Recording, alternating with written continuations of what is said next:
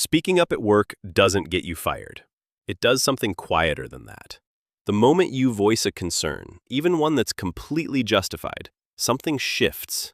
Not in your job description, not in your access, in how people hold you. You've just demonstrated that you're willing to surface things other people have agreed to leave buried. And that single act changes your classification inside the organization. Not officially, there's no memo, but from that point forward, you're treated as someone who might do it again. And that possibility, not the thing you said, is what the system responds to. Here's what nobody explains to you before it happens. Organizations don't optimize for truth. They optimize for stability, predictable outcomes, smooth operation. When everything runs without friction, leadership can plan, forecast, allocate. The machine works. And then you walk into a meeting and say the thing everyone's been thinking, but no one wanted to formalize. You've just introduced friction into a system that was built to avoid it. Not because your concern wasn't valid. Often, it's the most valid thing said all week. But validity isn't the metric the system is measuring. Disruption is. And the response isn't anger. It's not confrontation. It's something much harder to fight. It's recalibration. You'll still be at your desk Monday morning, still receiving meeting invites, still getting your assignments, but something has quietly changed in the way information flows around you. Conversations that used to include you now happen one room over. Decisions that once passed through your hands are suddenly finalized before you hear about them. Not always, not dramatically, just enough that you start noticing a gap between where you used to stand and where you're standing now. And you can't point to a single moment where it happened. That's the design. Because if it were obvious, you could challenge it. You could document it. You could walk into HR with specifics. But this isn't a policy violation. It's an atmospheric change. The temperature in the room shifted, and you're the only one who feels cold. Let me tell you what this looks like over time, because that's where the real cost lives.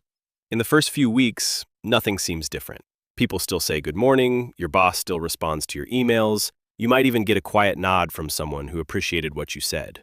But pay attention to the edges. Notice who stops looping you in on early-stage discussions. Notice whose calendar suddenly doesn't have room when you suggest a check-in. Notice the projects you're not being considered for, not because anyone said no, but because your name simply doesn't come up.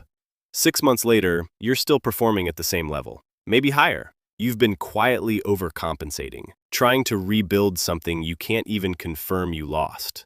And in a performance review, your manager says all the right things. Solid contributor, reliable, great technical skills. But there's a sentence missing, the one about potential, the one about readiness for the next step. That absence is louder than anything written on the page, and you know exactly when it started. A year in, your peers have moved. Not all of them, but enough. Someone who started the same quarter got tapped for a leadership development program. Someone else landed a stretch assignment you didn't even know was open. And you're doing the math in your head, trying to figure out if you're imagining this. You're not. But the fact that you can't prove it is precisely what makes it effective. Here's the part that grinds people down. This isn't retaliation. Retaliation has a shape. It's recognizable. You can fight it. This is something different. It's organizational memory. The system didn't punish you. It filed you. It put a marker next to your name. Not in any database, but in the minds of the people who make decisions. And that marker says one thing. This person has demonstrated a willingness to complicate things. In a culture that values cohesion over accuracy, that's not a credential. That's a caution flag. And the people applying that flag aren't villains. They're not sitting in a room plotting against you. They're busy leaders making fast decisions based on incomplete information and gut instinct. When your name surfaces for an opportunity, they don't think about what you said or whether you were right. They think about the feeling they associate with you. And the feeling is mild discomfort, a sense that you might require extra management, that you could be unpredictable in a high-stakes situation. Not because of evidence, because of a single data point that got stored differently than everything else you've ever done.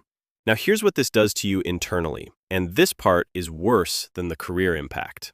After you speak up and feel the shift, something changes in how you carry yourself. You start rehearsing conversations before you have them, not to be clear, to be safe. You start calculating which observations are worth voicing and which ones should stay behind your teeth. You develop a filter you didn't have before, And the filter isn't about professionalism. It's about self-preservation. You start watching how other people navigate the same situations. The colleague who sees the same problem you flagged, but phrases it as a question instead of a statement. The one who routes feedback through someone with more political cover. The one who says nothing and gets promoted 3 months later. You study these people like case studies, not because you admire them, but because they got the outcome you wanted without paying the price you paid. And slowly, almost without noticing, you start becoming one of them. You stop saying what you think and start saying what's receivable. You learn to read the room before you read the data. You get better at sounding supportive while withholding your actual assessment. You become fluent in organizational dialect, the language that lets you sound engaged without ever being exposed. And it works. The distance starts closing. People warm up.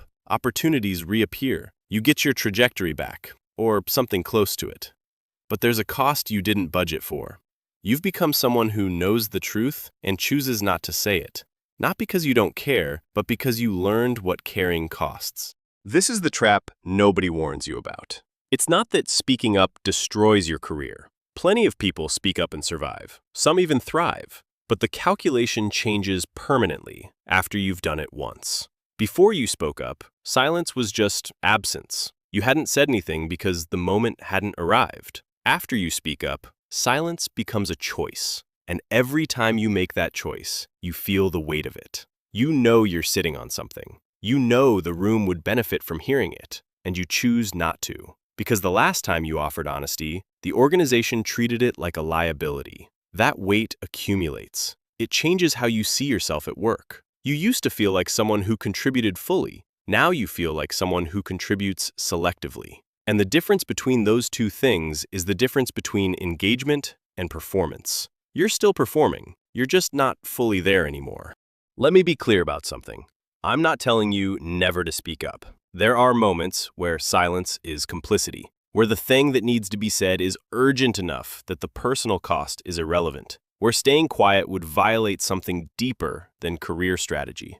Those moments exist, and when they arrive, you'll know. But I am telling you this. The decision to speak up at work is not the simple act of courage that people frame it as. It's a transaction. And like any transaction, you should understand what you're buying and what it costs before you put your money on the table. Most people walk into that moment thinking they're doing the right thing. They are. But doing the right thing and doing the strategic thing are often two entirely different actions. And the workplace doesn't grade on morality. It grades on manageability.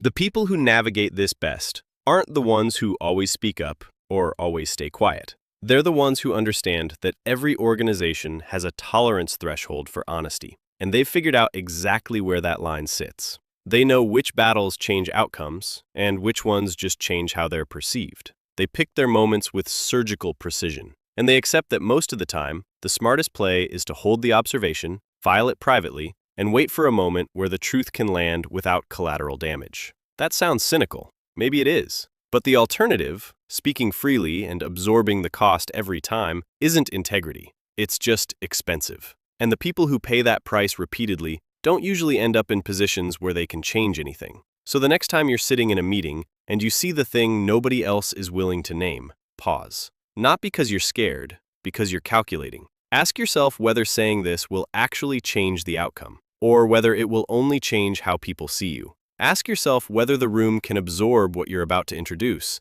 or whether it will simply absorb you instead. Because organizations are built to handle disruption. They're just not built to protect the person who caused it.